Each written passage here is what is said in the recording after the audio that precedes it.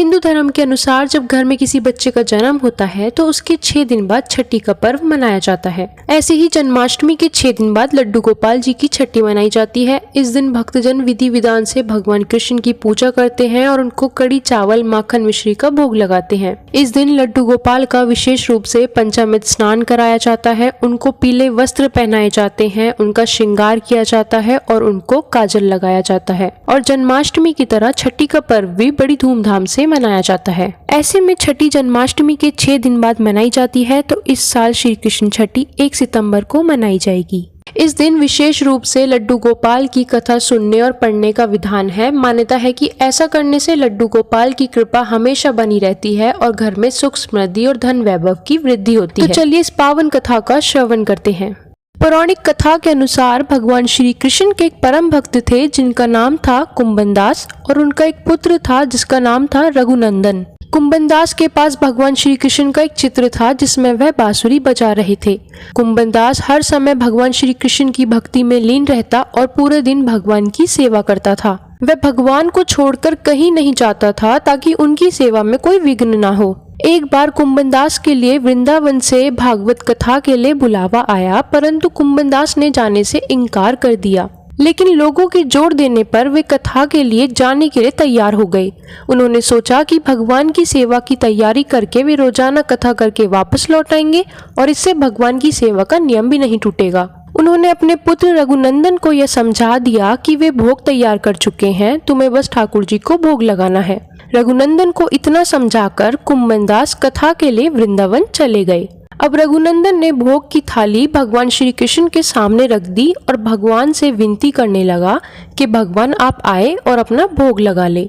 रघुनंदन के बाल मन में यह छवि थी कि ठाकुर जी आएंगे और अपने हाथों से खाएंगे जैसे सभी मनुष्य खाते हैं। यह सोचकर अब रघुनंदन बार बार भगवान से विनती करने लगा। जब भगवान ने आकर भोग नहीं खाया तो वह जोर जोर से रोने लगा। उसे डर था कहीं उसके पिता आकर उसे डांटे ना कि भगवान ने अभी तक भोग नहीं खाया है। इतना सोचकर वह जोर जोर से रोने लगा और कहने लगा कि भगवान आकर भोग लगाइए। जब ठाकुर जी ने रघुनंदन को रोते देखा तो उनसे रुका नहीं गया और वह एक बालक के रूप में आकर भोजन करने के लिए बैठ गए। भगवान को भोजन करते देख रघुनंदन रोते रोते ही मुस्कुराने लगा। रात के समय जब कुंभनदास जी घर लौटे तो उन्होंने अपने पुत्र रघुनंदन से पूछा, बेटा तुमने ठाकुर जी को भोग लगाया था? तब रघुनंदन ने कहा कि हाँ पिताजी, भगवान ने सारा भोजन खा लिया है।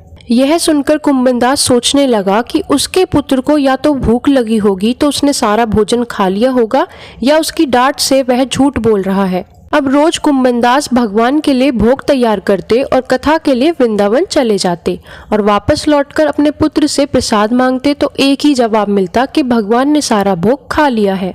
अब कुंभनदास को लगा कि उसका पुत्र कुछ ज्यादा ही झूठ बोलने लगा है, पर ये ऐसा क्यों कर रहा है। यह सोचकर कुंभनदास रोज की तरह भगवान के लिए लड्डू बनाता और थाली में लड्डू रखकर दूर छिपकर देखने लगता।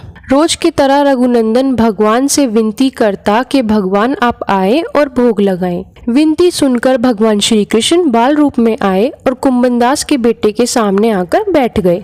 रघुनंदन ने फिर से भगवान से भोजन करने के लिए कहा तो भगवान श्री कृष्ण बाल रूप में लड्डू खाने लगे।